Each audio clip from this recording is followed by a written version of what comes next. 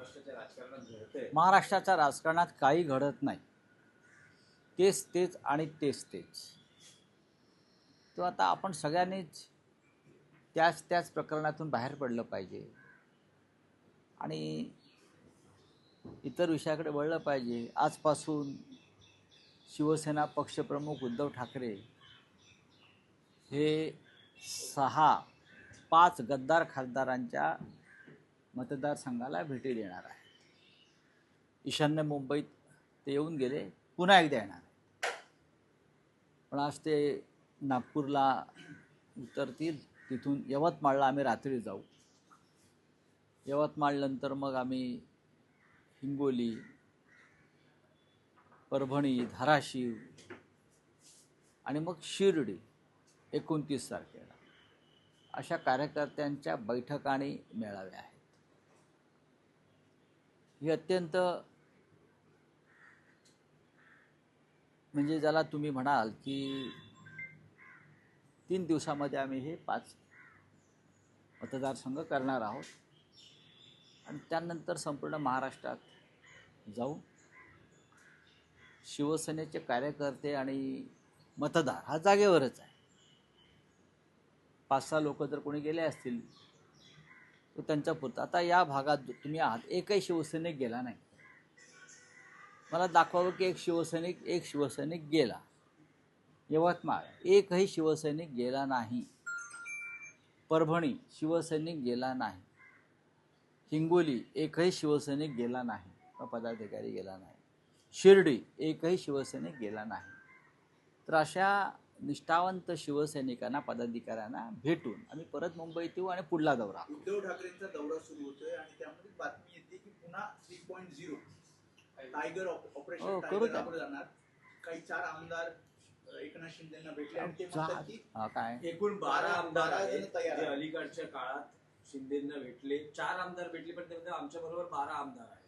ठीक आहे, त्यांनी 12 सांगू द्या किंवा 22 सांगू द्या.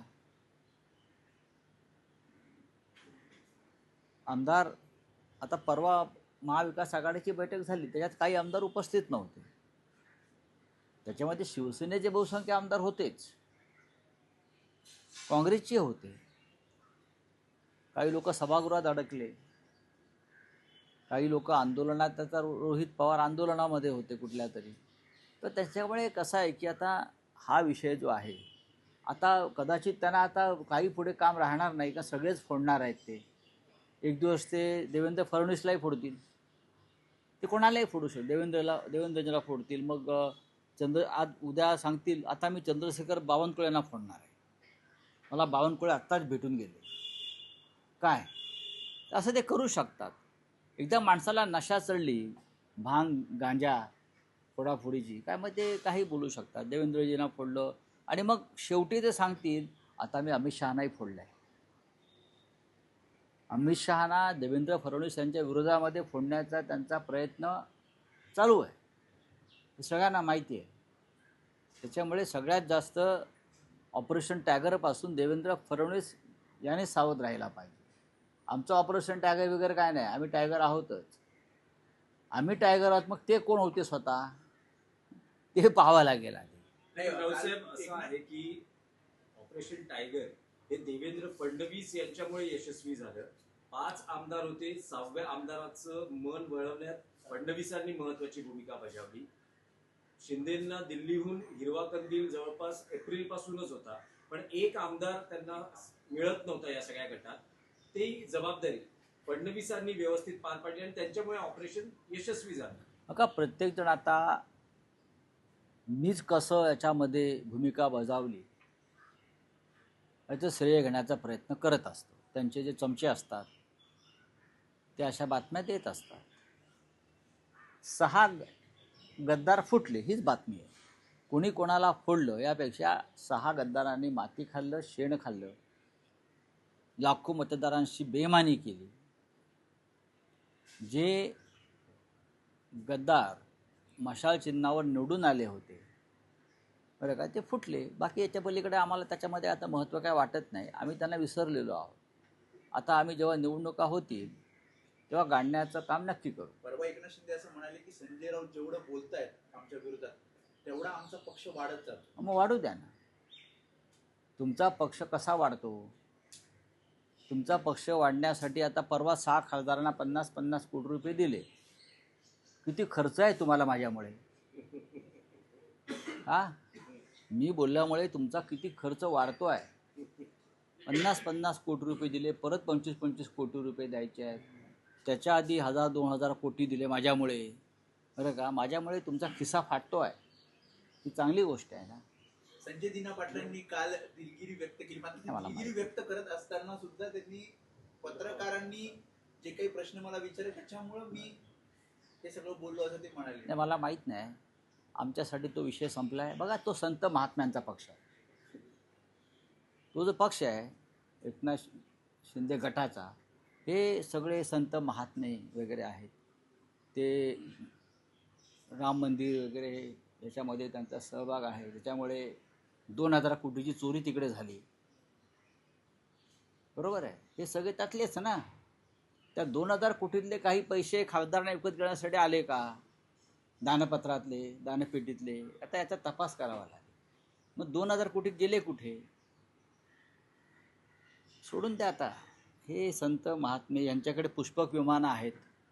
मग पुष्पक विमानात खासदारांना बसून ते वैकुंठाला घेऊन जातात. तुम्ही ते फोटो पहा. एक खासदार असे आहेत त्याच्यामध्ये, त्या विमानात बसलेले, की ते खासदार कधी कोणाच्या घरी पाणी पित नाहीत. एक खासदार स्वतःला वारकरी संप्रदायाचे फार मोठे पाईक, ते कोणाच्या घरी गेले तरी साधं पाणी पित नाही. कारण त्यांच्या घरामध्ये नॉनव्हेज शिजत असावं, ते हॉटेलमध्ये पाणी पित नाहीत. पण त्या दिवशी त्या विमानामध्ये त्यांच्या टेबलावरती ग्लासात रंगीत पाणी होतं. तुम्ही पहा, रहस्यमय रंगीत पाणी आहे. आणि ते आहे की नाही तुम्ही पहा. त्याला तुमच्या भाषेत काय म्हणतात? काय वेगळं नाव आहे. हां, रंगीत पाणी आहे. आता मी त्या पाण्यावर संशय घेत नाही रंगीत पाण्यावरती. पण त्या चार्टर फ्लाईटमध्ये व्हेज नॉनव्हेज सगळं एकत्रच असतं. म्हणजे 50 कोटी माणसाचे जीवन कसं बदलतं. एखाद्या वारकरी संप्रदायातल्या या मानणाऱ्या या खासदाराचं, म्हणजे मी अनेक वर्ष बघतोय, तो कोणाच्या घरी माणूस पाणी पित नाही. पार्टीच्या कार्यालयात आला तरी पाणी पित नाही. कदाचित त्याला नॉनव्हेजचा हात लागला असेल. पण त्या विमानामध्ये तुम्ही पहा, असे मस्त तरंगत बसलेले आहेत. समोर ग्लास आहे, ग्लासामध्ये रंगीत पाणी आहे. कोकोकोला असेल, पण ते एकदा कोकोकोलाही प्यायला नकार देत होते. हे चालत नाही आमच्या पंथामध्ये वगैरे. पण 50 कोटीनं किती माणसाचं जीवन बदलतं हे मला त्या दिवशी दिसलं. दानपेटीतल्या पैशांचा वापर खासदार फोडण्यासाठी केला जातो असं तुम्ही म्हणता? नाही, हे पैसे आले कुठे, गेले कुठे? मग 2000 कोटीपेक्षा जास्त पैशाचा पहार श्रीराम मंदिराच्या दानपेटीत आणि देणगीतून झाला. मग हे पैसे गेले कुठे? हे पैसे राजकारणामध्ये 100% आलेले आहेत. निवडणुकात आलेले आहेत. आमदार खासदार फोडण्यासाठी 2000 कोटी हा प्राथमिक आकडा आहे. हा आकडा जास्त असू शकतो असं SITचं म्हणणं आहे. जी SIT स्थापन झाली आहे त्या SITचं म्हणणं आहे. आता दानपेटी चोरल्या याला सुद्धा ऑपरेशन टायगर नाव द्या. दानपेटी चोरीचा जो काय प्रसंग घडलेला आहे, काही कोटी हजारो कोटीचा, त्याला आपण शिंदे गटाने सांगायचं हे आमचंच ऑपरेशन आहे, आम्हीच चोरल्या पेट्या. तुम्ही म्हणता की तुम्हाला रिसिप्ट मिळाली नाही 1 किलोचं तुम्ही चांदीची? हो, नाही, आम्हाला रिसिप्ट मिळाली नाही. आम्ही 1 कोटी रुपये चेकद्वारे दिले. आम्ही पहिले आहोत, उद्धव ठाकरे आणि शिवसेना. जेव्हा ट्रस्टची स्थापना झाली तेव्हा अयोध्येत आम्ही होतो. त्या क्षणी आमच्याकडून 1 कोटी रुपयाचा चेक हा श्रीराम मंदिर ट्रस्टसाठी गेला. आणि त्याच वेळेला आमच्याकडून 25 किलोपेक्षा जास्त चांदीची वीट, ही पहिली वीट आम्ही त्यांना दिली. जास्त त्या विटीची रिसिप्ट नाही. आणि सगळ्यात जास्त चोऱ्या तिकडे चांदीच्या विटांच्या किंवा चांदीच्या ज्वेलरीच्या झालेल्या. यामध्ये कोणातरी सर पाठीशी घातलं जातं, कारण चंपतराय यांना पाठीशी घातलं जातं. चंपतराय यांचं नाव मागे जमीन घोटाळ्यामध्ये चंपतराय आणि तिकडलं भाजपचे सगळे पदाधिकारी यांनी अयोध्येतल्या जमिनी विकत घेतल्या स्वस्त्या. आणि त्या ट्रस्टला दामदुपटीनं विकल्या. तुम्ही म्हणालात उद्धव ठाकरेंच्या दौऱ्याचा उल्लेख केलात की आज ते फुटीर खासदारांच्या मतदारसंघात जातात उद्यापासून. पण एकनाथ शिंदेचं असं म्हणणं आहे की आता जे दौरा करतायत खूप उशीर झालेला आहे. खरं तर उद्धव ठाकरेंनी याआधीच दौरा करायला पाहिजे होता. या सगळ्या खासदारांचा मुद्दाच हा होता की उद्धव एकनाथ ठाकरे- शिंदेने एक करावं हे सगळं बोलण्यापेक्षा स्वतःचा पक्ष स्थापन करावा स्वतःचा, आणि या सगळ्या गोष्टी निवडणूक लढून झाल्यावर जो निकाल येईल त्यानंतर बोलावं. काय तुम्ही यांचं मनावर घेताय शिंदे शिंदे?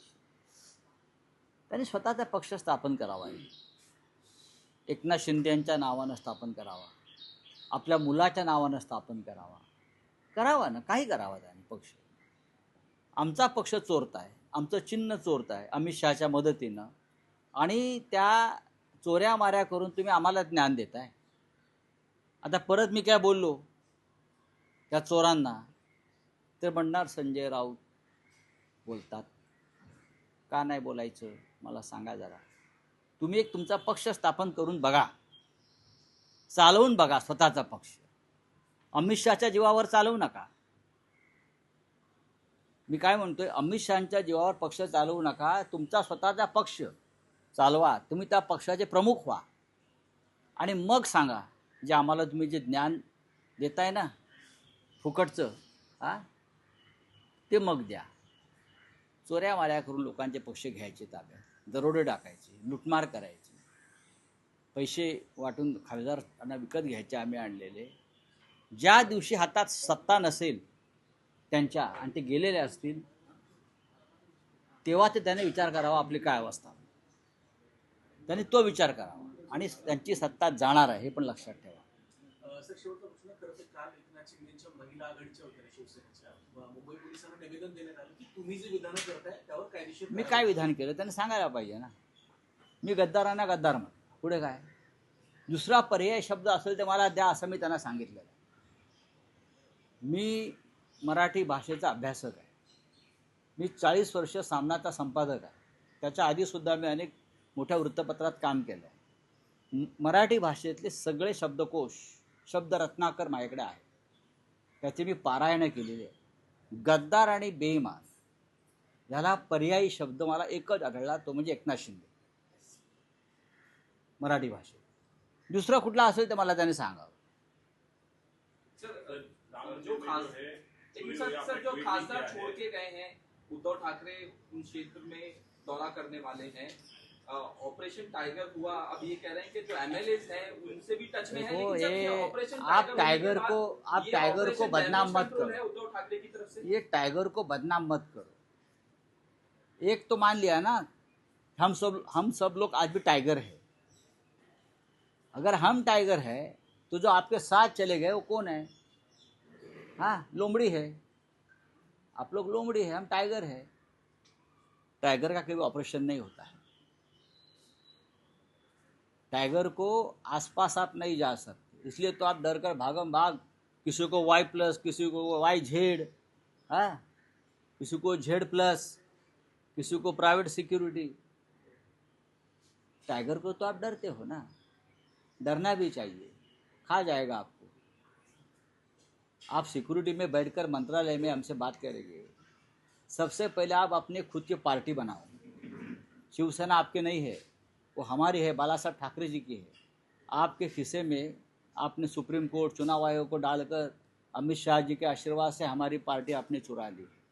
आपके खुद की पार्टी बना लो, आपका खुद का सिंबल ले लो, चुनाव लड़ लो, बाद में हमसे बात करो. बाकी ये बात मत करो. ये तो ठीक है, कौन सा ऑपरेशन करना है करने दीजिए. एक ऑपरेशन होगा, आप बचोगे नहीं. सर, अब उद्धव ठाकरे दौरा कर रहे हैं. आज हम ये क्या ऑपरेशन डैमेज कंट्रोल है? ये ऑपरेशन डैमेज कंट्रोल की क्या बात है. गद्दार तो चले गए, अब डैमेज वहाँ जो कार्य करते हैं लाखों, जो लॉयल है, निष्ठावान है, एक भी शुभ सैनिक ये गद्दार सांसदों के साथ नहीं गए हैं, तो उनको मिलना हमारा कर्तव्य है, हमारी ड्यूटी. हम जा रहे हैं 5 के 5 जगह पर महाराष्ट्र में जाएंगे. एक मुंबई में है, वहाँ जाकर आए हैं। Thank you very sir, much. 8 लोगों को अरेस्ट किया है जो राम मंदिर डोनेशन मामला था, एफआईआर रजिस्टर होने के लेकिन बाद। लेकिन लेकिन जो मुख्य गुनहगार है वो तो बाहर है, वो आप भी उस ट्रस्ट पे काम कर रहे हैं ना। चोरी का पैसा वो आप मंदिर में चोरी करते हो, हिंदुत्ववादी लोग हैं आप, अपने आप को मानते हो। आप मंदिर की दानपेटी चुराते हो, लाखों करोड़ों रुपया चुराते हो, वो पैसा राजनीति में आता है और उसी पैसे से आप सांसद विधायक खरीद लेते हो, पार्टियां तोड़ते हो। वही राम मंदिर के 2000 करोड़ आप लोगों ने जो चोरी किए हैं, उसी पैसे से आपने आपके सांसद तोड़े, तृणमूल के सांसद तोड़े, विधायक तोड़े, शिवसेना के जो 6 सांसद तोड़े, वो राम मंदिर का ही लूटा हुआ पैसा है। ये जो 6 सांसद को जो 50-50 करोड़ दिया है ना, वो राम मंदिर के दान पेटी यहाँ वो शिंदे के पास आई होगी, वहाँ बहुत दान देता था ना, चोरी का माल वापस। सर, अब शरद पवार के सांसद तोड़ने की बात हो रही है। शरद पवार का बयान आया कि हमारा कोई सांसद जाएगा। बात ऐसी है, वो कुछ भी तोड़ सकते। कल एकनाथ शिंदे कहेंगे कि मैं देवेंद्र फडणवीस को ही तोड़ रहा हूँ, फिर बोलेंगे मैंने अमित शाह को भी तोड़ लिया है 500 करोड़ में। ये पागल है, ये लोग पगला गए। सर, यूनिफॉर्म सिविल कोड पर भूमिका क्या है आपकी?